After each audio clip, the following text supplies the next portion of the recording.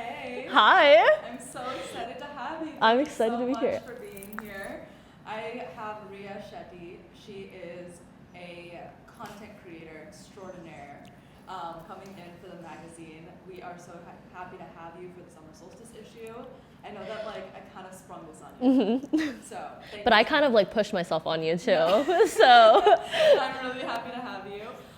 So today I just really want to get into your mental health journey. I want to get into what drives you creatively. I also really want to get into identity. Yeah. Because it's something that you've talked about on your platform so many times. Yeah. You've talked about your parents, you've talked about med school, and you've always been really open. And then it kind of stopped. So let's get into everything. Okay. First, let's talk about maybe what brought you how do we even know each other? Yeah. Right? What brought you to the space? Yeah. How are you still here? Yeah. Do you like it? Yeah, let's get into it. Yeah. I started posting, on social media, I've always just kind of posted anything and everything. Social media for me, photography for me, has always been my way of building community. I think growing up, I moved from Long Island, New York to a town in central Washington, and there weren't a lot of South Asians there. So growing up, being privileged enough to have the internet and an online community, I think I built an attachment to it in a way. I've always posted on Instagram, I've always posted on social media, sharing the things that I'm going through, the things that I'm doing, because I felt happiness from it, joy from it. So I've always been that way, even before I gained a following. And when TikTok came around, it was around the time that I was applying to med school and studying for the MCAT, which is all very strenuous. It was also around the time that COVID hit. So I kind of did what I just always did on social media, which is just share anything and everything, but on TikTok. And I think TikTok, the way the algorithm worked, kind of pushed me out there, and I had a couple of videos that went viral. And I've always been very authentic with the things that I speak about and the things that I care about and I'm passionate about. But I just talked as if I was talking to myself essentially, right? There wasn't really anyone there listening. Then people started listening, and I gained a following very quickly. I think I gained 100K in the matter of 8 months on TikTok. And I gained that from a variety of things. I wouldn't say there was a particular niche that I had. I had people that were with me to follow me through grad school. I did a public health program because I'm really passionate about public health. I had people that were following me on my med school journey because I want to be a physician. I'm going to med school next year. I had people that were following me because I talked about generational trauma, family trauma, identity, being Indian American, being South Asian, being South Indian, all things which are really integral and were really core components of my development over the last 2 years. So there's just a really a very diverse amalgamation of people that kind of made up my audience. And that's kind of how I was propelled into this South Asian creator space, which I'm so grateful for. And I've taken a step back since then because the internet is a very unnuanced place, and the things that I was talking about were very nuanced topics. And like I said, I was very authentic on all of my platforms, TikTok, Instagram, and I held them very close because the things that I was talking about were things that were in real time, right? Oh my God! I get stressed out when I talk about this. Yeah. But and people are just insane on the internet. So I had to take a step back. I told you I would cry. I literally told you I'd cry. But yeah, I had to take a step back from that, but it was fine because I found a really incredible community of people, South Asian creatives that really pushed me to embrace that part of myself. I told you I'd cry. It's okay. We can take a break. We can take a second. I'm an emotional person. It's okay, that's good. Thank God. Oh my God, I told you. We need this.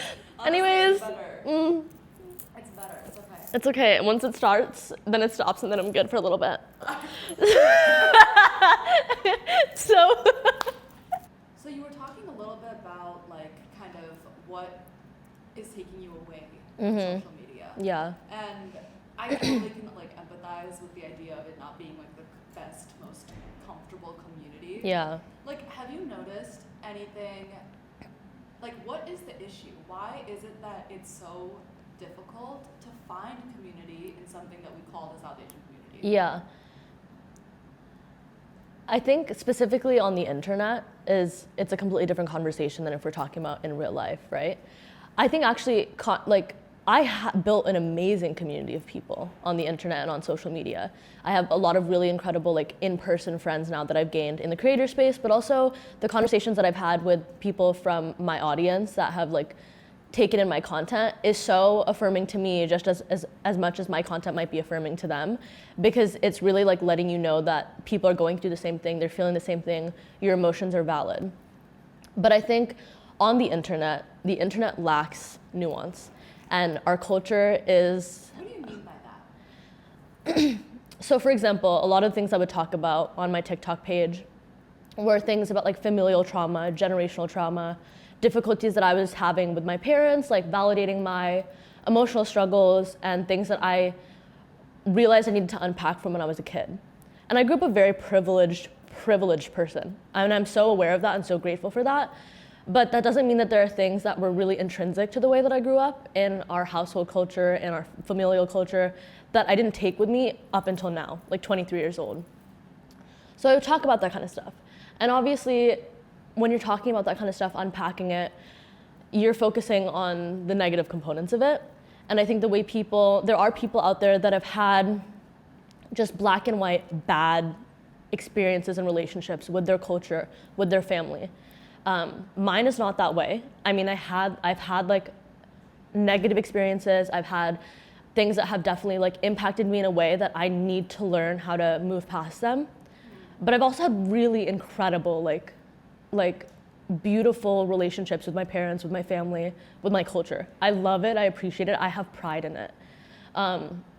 So it became hard being on social media talking about this kind of stuff because it felt like it was an influx of people that had really, really negative experiences, projecting that onto my experience and saying things like, you need to cut off your family, like they're horrible people, they're XYZ. And the internet is also, everything is on there.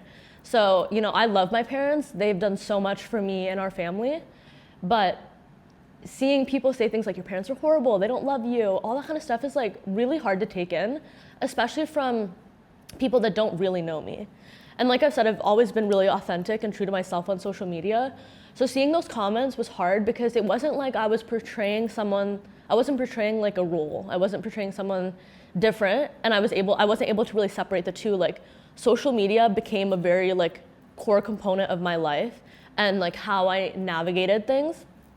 And so it was really hard for me to separate what these people were saying, not even about me, but about my family, about a lot of times like my culture. Like there would be a video I'd make talking about like stereotypes that were pushed on kids for being South Asian, whether it was like from people outside of the community or people within the community. And then there would be comments that just took it to another extreme. And it felt invalidating to the parts of me that really loved my community and really loved my heritage and my culture and my family. So I had to take a step back because it was just like, it made me lose sight of the incredible like community of people that had been built, and it made me lose sight of my individual experience with these things and my identity and my culture. And it's already hard enough navigating that, like in a way that's true to yourself and true to your experiences. It's already hard enough navigating that on your own, but then to have like truly like tens of thousands of people giving their input, giving their thoughts in a way that's super invalidating to what you're going through and projecting like their issues on you makes it difficult. And I think everyone is looking for representation, but no one person is going to be that representation for people. And it gets difficult when people start to view you as a reflection of themselves, because they really, really push that on you. And it can like really strip you of like your individual and unique identity and make it something really uncomfortable to navigate on an online platform, especially when you get to a point where like, I think I have 120,000 people on TikTok now and 20,000 people on Instagram. And it's like really overwhelming. Like it really is overwhelming. And I'm 23 years old. I'm like navigating like life too, on top of like all of these people that don't know me, like kind of giving their input on something that at the end of the day is really personal. And so yeah, that's I think why I've taken a step back from posting that kind of stuff on TikTok, because it lacks nuance. It doesn't understand that things are not always black and white. It doesn't have to be hate versus love. It doesn't have to be good versus bad.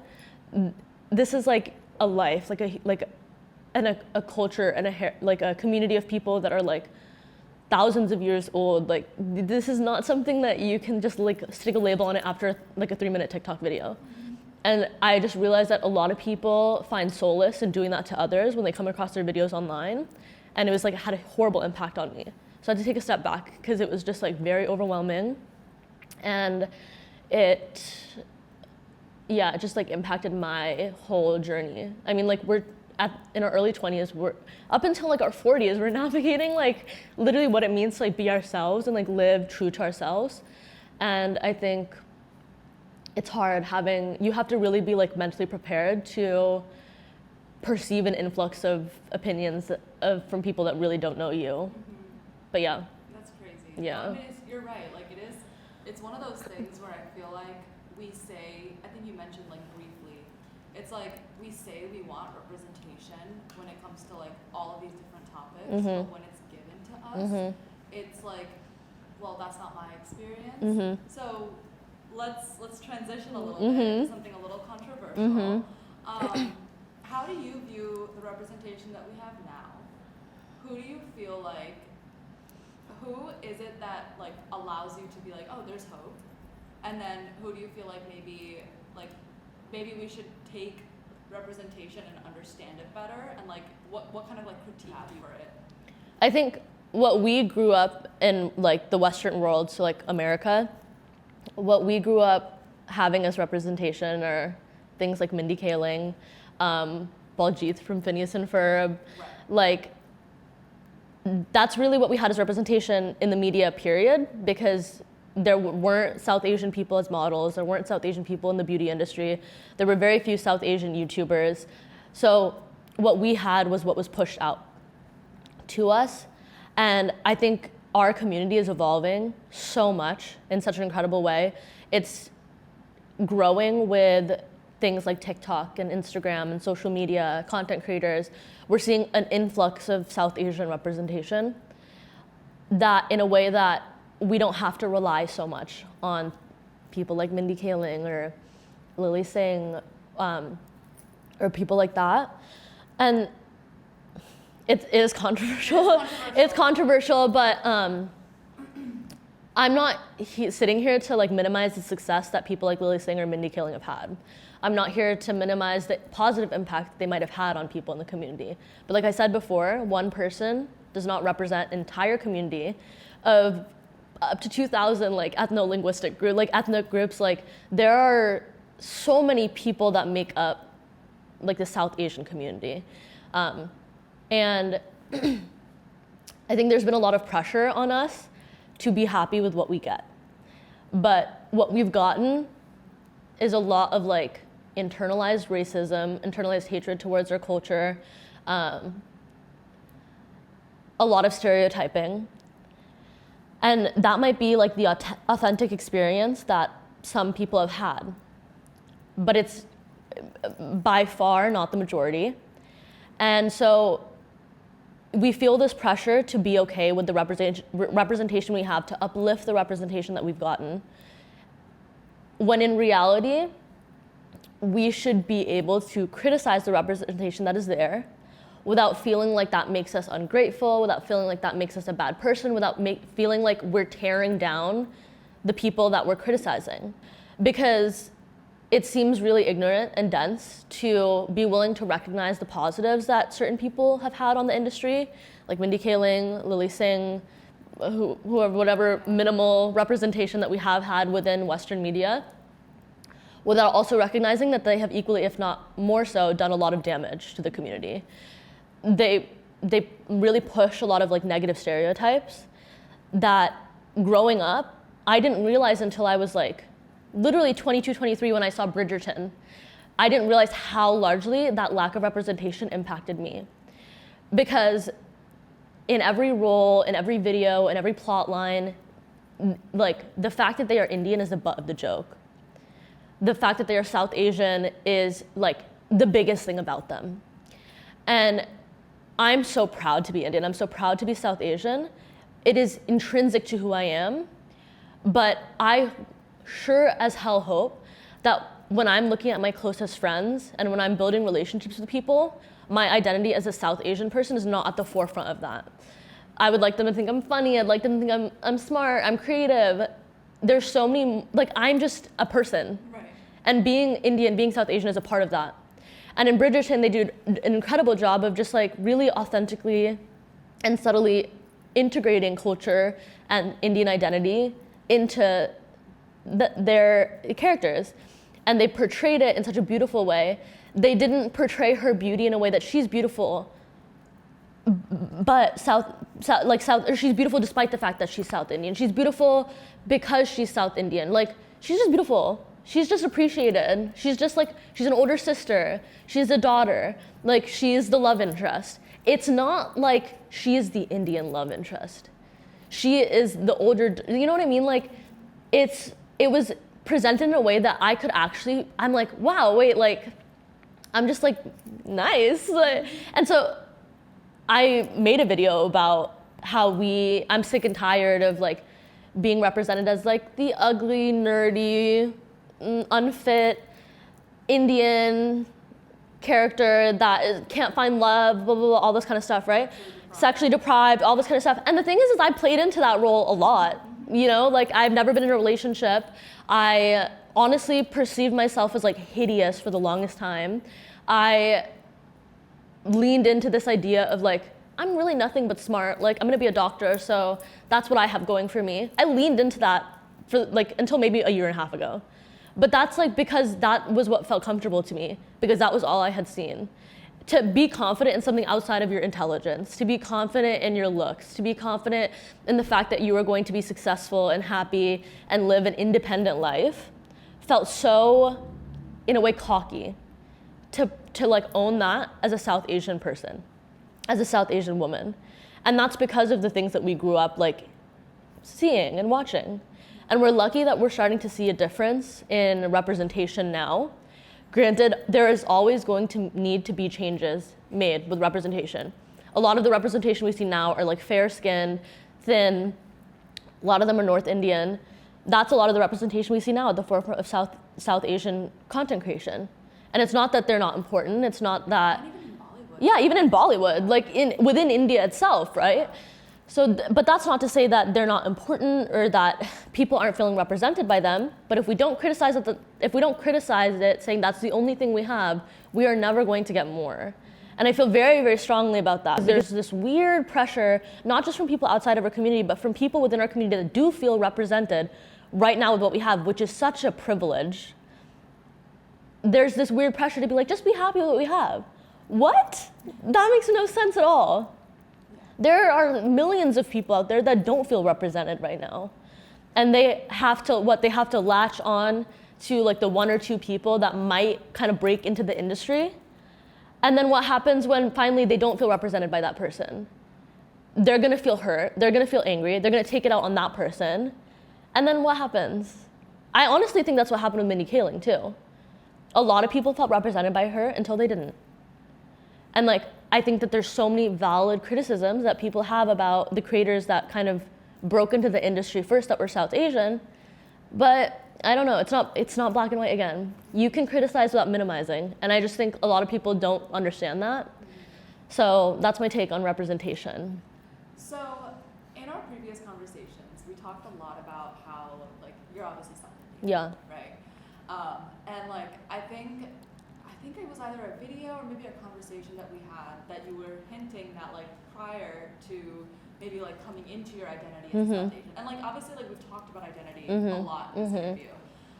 So like how was the why did we transition from I am Indian to I am South Indian? And like why is that important? Oh, I could talk about this for hours, but I think in America, you know, born and raised Indian American, there is a perception of what South Asian is, of what being Indian is.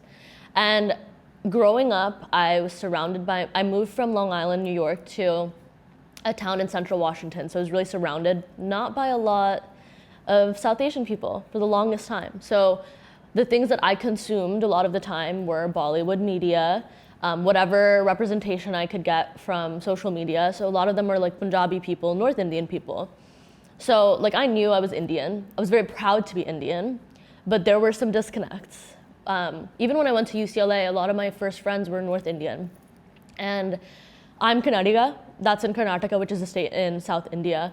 And it's the language that we speak, my family speaks Telugu. And the language that we speak is like a very like small community of people speak it. So there were things that I just grew up knowing, right? You all grew up like, I knew like certain dishes a certain way, like instead of kheer, I knew paisa. And like I had like, we have like a very authentic dish to our like family, which is called like nirdosa. Like we had these dishes and things that I grew up with that I perceived as like, oh, this is Indian. And then there was a point where like I would mention it and someone would be like, what are you talking about? I don't know what that is. Or I'd be like, I love paisa, I love shira, like those are my favorite. Like what is paisa, what is shira? And I have to like look up on the phone, I'd have to like look up like paisa, like what is paisa, like, and then kheer would pop up. Or I'd have to look up like shira, what is shira? And kesari baat would pop up. Like there was like a moment, like I think at UCLA, where I had like a lot of North Indian friends, and I just like, I was like, there's just something not clicking here. We all celebrate Diwali. Like we all celebrate Holi, like we watch Bollywood movies, we love the same actors and actresses, but there is like a disconnect. Something is like, something is not the same here. Also like, I fit a certain beauty standard, I recognize that, but growing up, I was a lot darker. My features, I think, were like perceived as a lot more like, they weren't perceived as like North Indian per se. I think I looked very, very like South Indian, which a lot of times met negatively, unfortunately. But even then, like not having the same features or not fitting the beauty standard of honestly like North Indians when I was younger, I like slightly felt alienated, like the language made me feel alienated. Something was just like not sitting right with me. When I would go to India, I'd go to Bangalore, or I'd go to Mangalore, I'd go to Udupi. I wouldn't go to Mumbai, I wouldn't go to Delhi, like I wouldn't go to those places. And so there came a point when I started to go on social media and build a following on TikTok, and I really started to see so many similarities with me and like other South Indians. When I moved to New York, I became really close with a lot of like Tamil people, a lot of Kannadiga people, and there is just like a beauty and a vibrance to South India that I think is really muted in what we know as Indian and South Asian. I think that the Western perception of India is very North Indian. And I think I grew up with that because for the longest time I didn't have a community of people to share my culture with, to share my traditions and my heritage with. And I didn't get that until I found that community of people on TikTok, and then that translated to real life. But that's like really common in the South Asian community, right? Is washing away all the really all the diversity and the uniqueness of every community that makes up this South Asian community, and just kind of like slapping Indian on it. They're slapping like South Asian on it. But when you do that, you don't perceive the differences in those different cultures. Like Tollywood, like Tamil culture, Kannadiga culture, Telugu culture, there's a lot of similarities with them. There's a lot of really drastic differences as well. And those differences are what make those communities so beautiful, so vibrant, so full of like history and tradition, and those are the things that you feel proud of when you think about your identity. But those are the things that are erased when India and South Asia is portrayed through like a Western lens. And I think that that's reflected in like our representation, right? Like who are the people that tend to be pushed out, people that kind of fit North Indian standards that a lot of time that are North Indian. And so like that was kind of my transition to embracing like and identifying as South Indian, because a lot of the difficulties I faced with colorism when I was younger, a lot of the difficulties I faced with everyone assuming I speak Hindi up until like literally today, a lot of those difficulties that I faced and navigated in my identity as an Indian American were unique to being South Indian American. They weren't things that like people that weren't South Indian were going to understand or relate to. There's also a lot of stereotypes that are put upon South Indians, or a lot of stereotypes that are put upon North Indians. There's a lot of division there. The South Asian community is very divided, and I think that's largely because we refuse to acknowledge the differences between these communities. So like uniting us would be recognizing those differences. I don't think you can get unity if you, I remember once I was talking, I was talking about how certain rhetoric or colorist rhetoric or something like that, and someone commented something along the lines of, I get it, but like you pushing this rhetoric is only divisive. Like we should be focused on unifying each other. And in my head, I was like, that's such a privileged thing for you to say, because in your mind, unifying each other is not talking about this. But then whose voice is being silenced in that conversation? It's not yours. It's not like it's not a North Indian's voice being silenced in the conversation. Mm-hmm. And so it's really interesting, who are the people that are saying, we should just unify? What do you mean unify? Like the issue at hand is that you are pushing out like this idea of what South Asian is, of what Indian is, but you are just like blatantly ignoring millions of people and their culture and their heritage, because those differences are truly so unique to what makes them navigate their identity the way that they do. And so yeah, in my opinion, unifying the community is like truly recognizing and appreciating those differences, those cultural differences. The reason I asked that is because I recently watched Shah Rukh Khan's Chak De India. Mm-hmm. Right? And there's that part where he has like everyone coming on the field hockey team, and he's like, they say their name. It's like, for me, if I were to say like Janani Venkatesan in Tamil Nadu, and he's like, no, Janani Venkatesan India. What is India? India was never India. Right. India was not something that, like, India was like tribes before like suddenly, oh, India's India. Same with South Asia. What is South Asia? Right. These were like communities of people that happened literally, like this is like post-colonialism. Yeah. These were communities of people that happened to be in the same geographic area, but to make it easier for the Englishmen, they were like, these are Indian, to fit the Orientalist view, because some of us looked alike, I guess, or we were all in the same region. All of a sudden we're India. What is India? It doesn't make any sense. We have like hundreds of languages, I think over 2,000 ethnic groups that make up just India.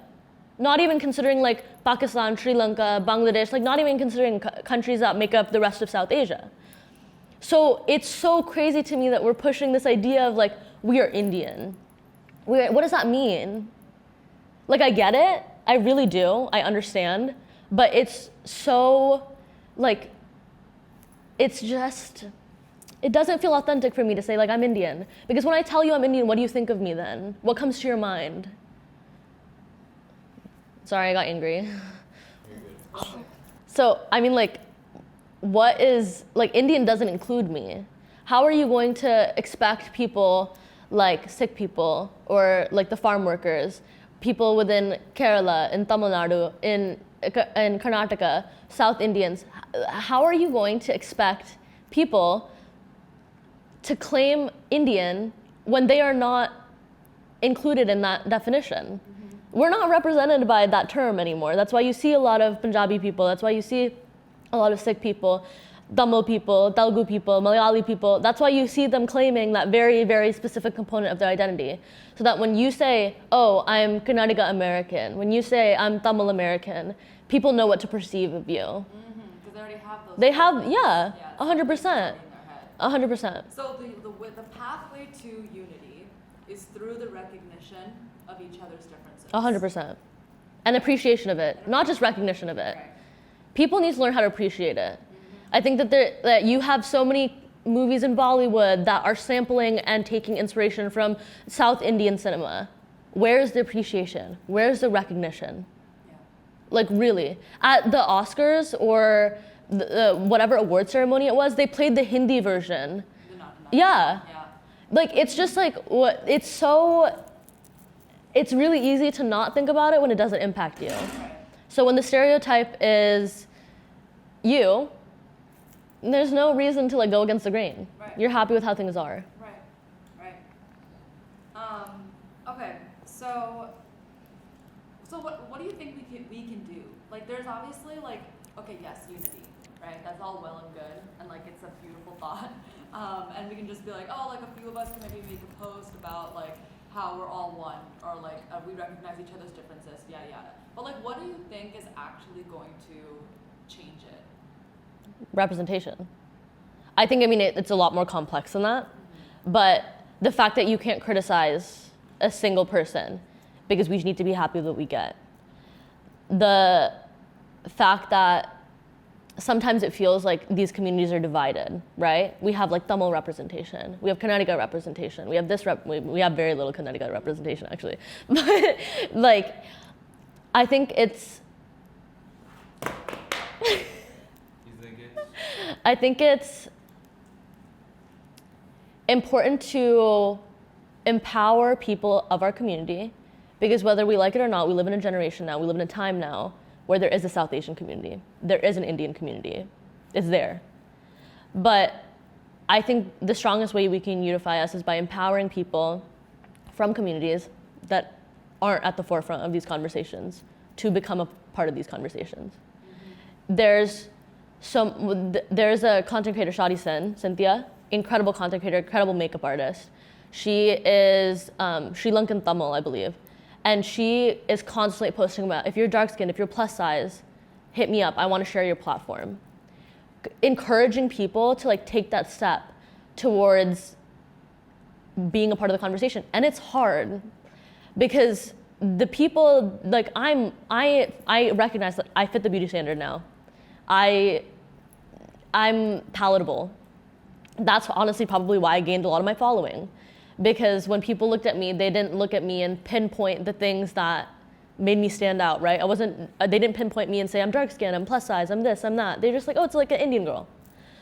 So it's easier. It's really easy for me to sit here and be like, yeah, like just like encourage people to be part of the conversation. But that's really what needs to happen, is we need to have more, within South India, we need to have more plus size, more darker skinned like content creators, speaking out about their experiences, sharing their stories, creating a community of people that look like them or have experienced the same things as them, pushing them out, empowering them to go on that journey. Because it's already hard enough as a South Asian to pursue your creative passions. It's even harder when you know that there are things stacked against you. And so I think in terms of what we can do is just empowering those community members that, forget about empowering, like pushing them to take space, because it's really easy for us to be like, take that step and like just get started. You know what I mean? It's really easy for us to be like, just do it. But when you have like spent years not seeing yourself at the forefront of the screen, not seeing yourself a part of the conversation, not seeing yourself represented in things, you're conditioned to believe that there's no point in even trying. So I think that we need to push people there. We need to like grab them and drag them up on stage with us. Like we need to do these kinds of things to ensure that slowly but surely the people that are representing India are actually representative of the population of India, which we don't see right now, but we're getting there. Yes, I think we're getting there. We are. I think that in the path of getting there, we're gonna make mistakes. 100%. I think that, and it's not about looking at the positives or the negatives. Yeah. It's not just like looking at the situation, we do have more than we've ever had. Exactly. And like we are in a better spot than we used to be. Exactly. For sure. But in that whole fight of like putting yourself out there and like kind of feeling like it's not the safest space online, like, and you're like talking about how, like this is who I am now. I'm South Indian. I speak Tulu. Like I'm here. But then you're also like on one hand kind of being like questioning if you're safe online. Yeah. And like that's a frustrating element too. Just being a woman on social media, I think comes with so much that I feel like not a lot of people like either talk about or empathize with. Yeah.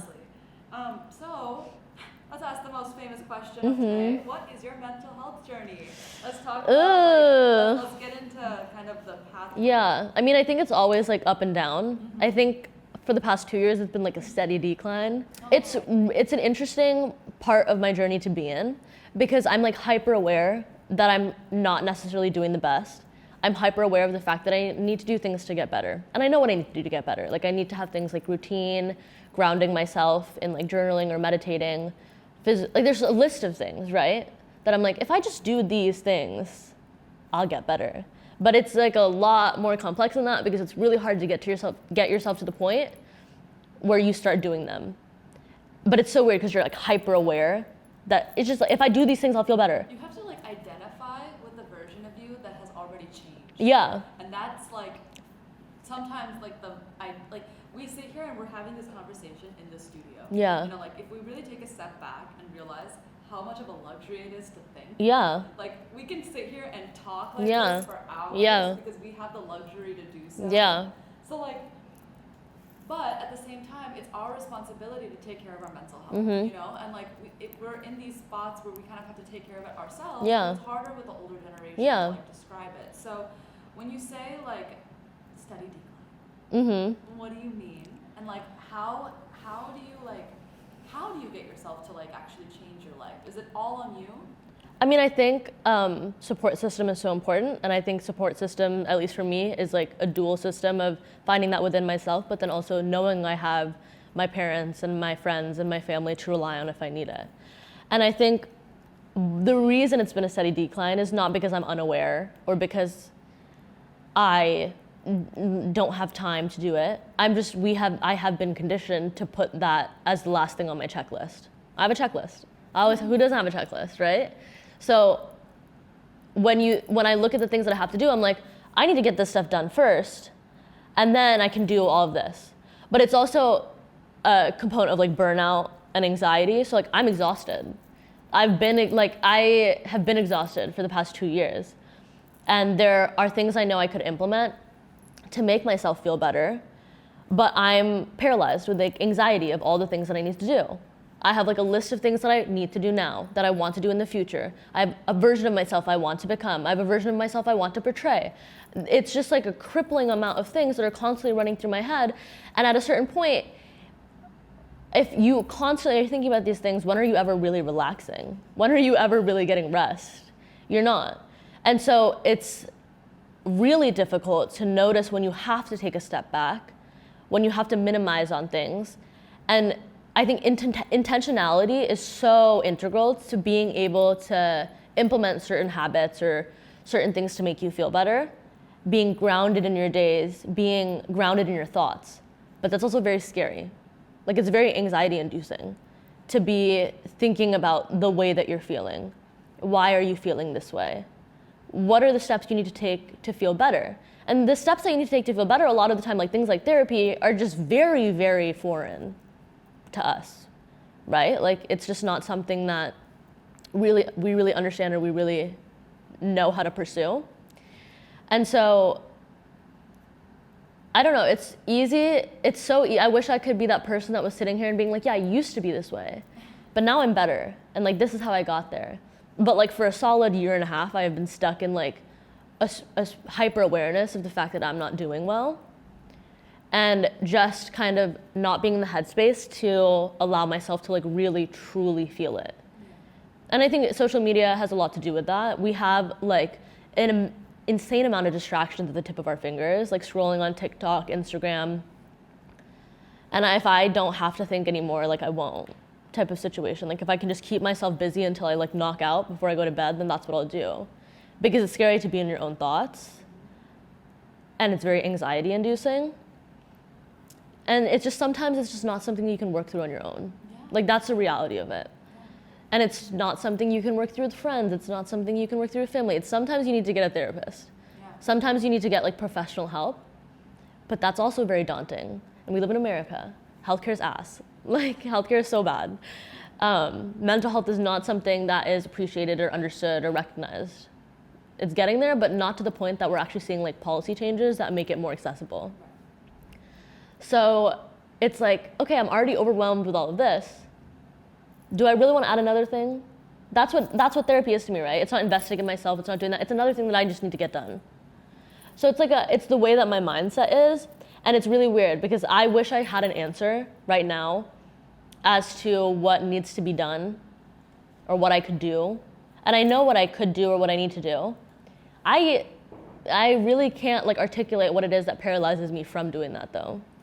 You know, have been working with a lot of different people in healing sessions for the past year, and I've been doing subconscious reprogramming. And like what I've noticed that's different from therapy is that oftentimes it's the belief system that you have about yourself that actually prevents you from taking care of yourself in the way that maybe you think you should do. It's like you're right, it is a checklist, it's a laundry list. It's I need to wake up, I need to meditate, I need to journal, I need to do affirmations, and I need to do this and this and this and this and this, and I work out and I feed myself. I have it on my phone. I have a checklist on my phone of things that I need to do.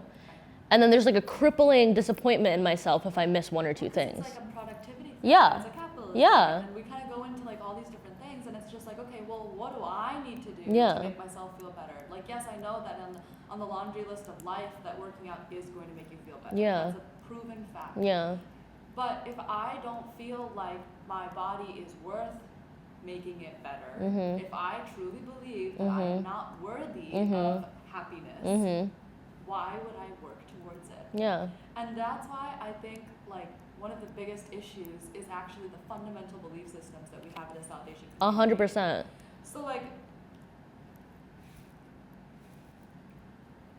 So now that you have like kind of listed out this laundry list, and it's intimidating. On the outside, from like my perspective, you seem very balanced. You know, like you're coming to you're saying what you feel. Like at the end of the day, like you don't have to be doing well for you to be able to be like, oh well, I'm not doing well. Like even you saying that is like probably leaps and bounds above. Maybe I was like not even at the place like 2-3 years ago to be like, I'm not okay. You know, like I would be like, yeah, I'm not okay. Like I would like make a joke about it, but like I would not even take my own issues seriously. Yeah. So, like, but I would expect the world around me Yeah. to take them seriously. Yeah. So like, do you have like tips on how you can balance your life, or like maybe there's some things that you're learning along the way that you could share? Because like we're all in the middle of our journey. No one's done. Yeah. So like, do you have anything that you feel like is actively helping now? I think I have like my friends, for example, like making sure I don't isolate myself. Like I am an introvert.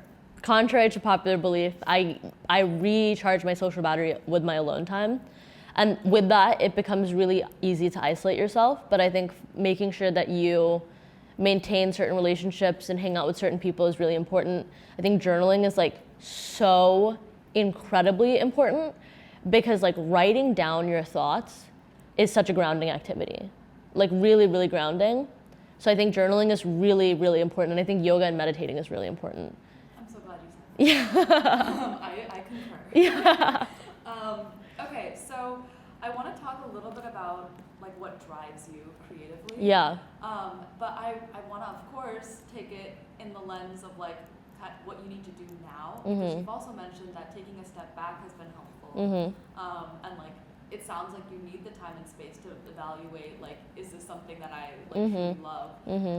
So like what has been driving you creatively? Like what is making you excited about even doing like something like this? Yeah, I mean, I think my community, like what pushed me to get involved with creative things and photography and content creation, all that kind of stuff, was the community of people that I found through it. Because it was like so invigorating to see that there were people that resonated with my work, or the things that I would post, or the stories that I would share.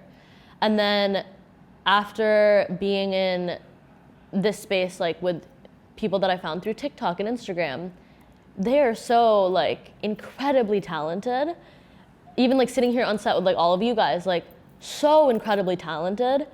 There's a vision that they have that is so beautiful and like authentic to who they are, and they're able to execute it in a way that is like empowering. And it's all in a way that's very different from what we've kind of conditioned to view as success. And I think that's what drives me creatively, is my community and the people that I found here, the people that have like engaged with my content or my photography or the pictures that I've posted. And it makes me feel closer to like my culture and my heritage. Like it's like Indian culture and Indian heritage, like different Indian heritages and South Indian heritages and traditions are very vibrant, very creative, very artistic. I don't know where that was lost in time. but it makes me feel like a little bit closer to like that part of myself, like recognizing that there's a creative component to myself. And I think it was that part of me, like the creative component of myself, like photography, for example, was one of the first times that I felt proud of something that I was able to do. It felt like a very intrinsic talent because it felt like it was a way to express myself and my personality and like this vision that I had. There was a tangible way for me to express that, and it was through photography. And I felt proud of that. I was like, that's so beautiful. And to create something that like would make someone stop and stare a little bit longer was like empowering. I was like, like I'm like honored. I am proud. So I think I think for me, like creativity is something that is very intrinsic to myself, and it only feels like, a responsibility, or like to do the honor to myself to pursue that and continue that and not let it kind of like fall behind. Because you know, like my dad was an amazing artist. My mom was like an amazing like theatrical performer, a dancer. And I don't even know that part of them anymore because it's something that they kind of like left in the past. And I don't want that to be something like in the future. I'm like, oh, when I was younger, I just used to like take pictures sometimes. I don't want that to be lost because there was like one sole role that I was kind of conditioned to chase. Like medicine. Like medicine, yeah. Like, so I owe it to myself. I think I owe it to, honestly, everything I should do and I do is because I owe it to myself. Because if I'm the happiest and healthiest version of myself, which I will get there, if I'm the most authentic version of myself, which you are, yes, that will mean that it will have been worth it for like everyone else. You know what I mean? 100%. So, 100%. yeah. So why is it that we do what we do? Future generation. Yeah, right? yeah. And like current, future, past, like, I'm sure my grandmother is like proud of me for like the things that I'm doing, and she might not be able to like perceive it as like success per se, but that's fine. Like, I don't need her to view that what I'm doing as success. If she looks at a picture I take and she's like, that's so beautiful, I want to be like, yeah, that to me is like, that is like her appreciation of my art. So what is your duty? So I think duty is like, okay, I think it's interesting because in the context of like our culture, it's often been viewed in a very negative connotation. I think we view duty as something that holds us back from pursuing the things we care about, pursuing the things that we're passionate about, because there's a very like collectivist ideology in South Asian culture. So I think we're saying like, okay, we can't do this because we have to take care of our family first, and our friends first, and our loved ones first, so we have to put this on hold for ourselves. So I think it's interesting because I think duty a lot of the time is viewed in a negative connotation when we think about being South Asian. And as like cliche as it might sound, I think that our duty to ourselves and to others in our community and our culture is pursuing what we want authentically, however many things it is. I don't think that we should allow like certain stereotypes that have been imposed upon us to pigeonhole us into like one role or one identity. And so for me, I think my duty is to myself. It's not to anyone else. It's to authentically pursue and become the person that I want to be. And if I choose to share that, to do that in an authentic way, because I think that's the strongest representation that we can have for people, is just people living their life and like existing in the way that they want to exist. And my duty isn't to anyone else but myself, because for the person that I am and the person that I want to be, I know that I'll have my parents stay happy. I know that my friends will be appreciative of our relationship and grateful for our relationship. I know that I will take care of the people that I love. Like, for me to be the person that I want to be, it's not ignoring that. It's ensuring that that is a part of the person that I've become, while also being true and authentic to the things that I'm passionate about, the things that I care about, the things that I'm like pursuing. So I think my duty at the end of the day is to myself. And I think that that's the biggest way I can serve others, is by pursuing that and becoming the person I want to be, because I think that's the greatest impact that you can have when you're looking at content creators and people that have an internet personality. and when we're looking at them as like representation or whatnot. Yeah, I think that's So like duty to self yeah. means to honor your authenticity. Yeah, in every single part of myself. I'm not just going into medicine. I'm not just a photographer. I'm not just a content creator. I'm not just an older daughter. I'm not just an older sister. I'm not just a granddaughter. I'm not just Indian. I'm not just American. There's like, I am a complex person that is made up of like multiple components. And a lot of time it's easy to lose sight of that, especially when you're creating content on the internet, because people and society and culturally, we're conditioned to pigeonhole ourselves into one thing or the other. I can't go into medicine and then do photography at the same time. I can't create content on the internet but also be professional. I can't do public health advocacy but also be creative. Like, it's a very like, oh, are you sure you want to do this? But then what about this? Well, I can do all of it. And so like appreciating that and recognizing that is like so integral to, I think, truly appreciating who you are and like being authentic to yourself. It's not fair to do anything less than that, I think. So what is your duty to your culture?